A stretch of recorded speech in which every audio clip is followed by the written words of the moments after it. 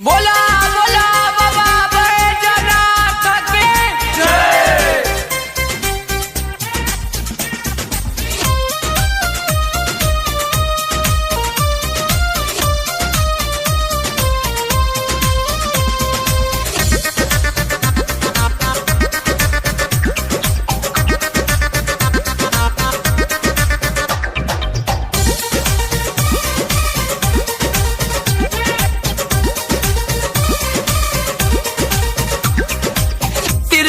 डमरू लेके जोगी भेष धैले महादेववा के माड़ो में खाड़ भइले। महादेववा के माड़ो में खाड़ भइले।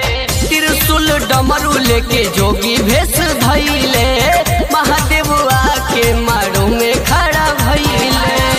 तमादारी कहना उनिया तना कस दिहलस। तमादारी कहना उनिया तना कस दिहलस। ओके आगवा से नगवा तो डहस दिहलस। खिसी नगवा नौनिया के डहस दिहलस। बोला बोला शंकर भगवान के जय।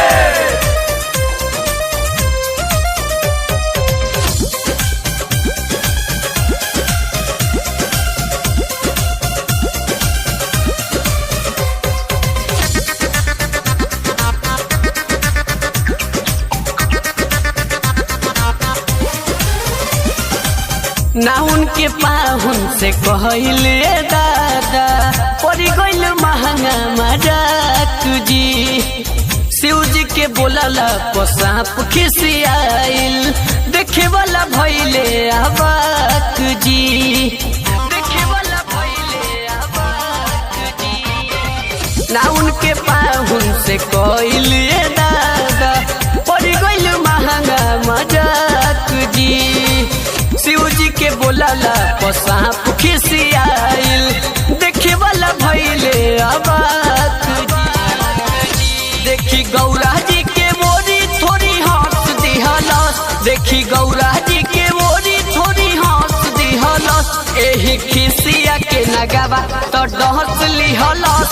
ओके आगवा से नगवा तो डहस लिहलस।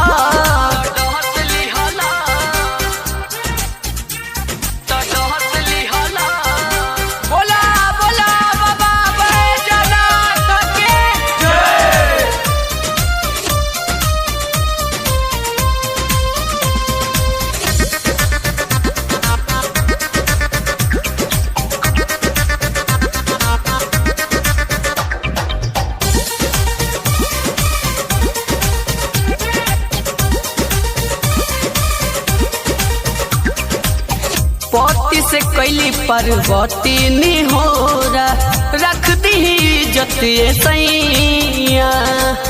कई दी ठीक बिखली खिंचवाई दूसर नई झरवैया। दूसर नई झरवैया। पति से कैली पर्वती निहोरा रख दी जतिये सैया। कई दी ठीक बिखली खिंचवाई दूसर नई झरवैया।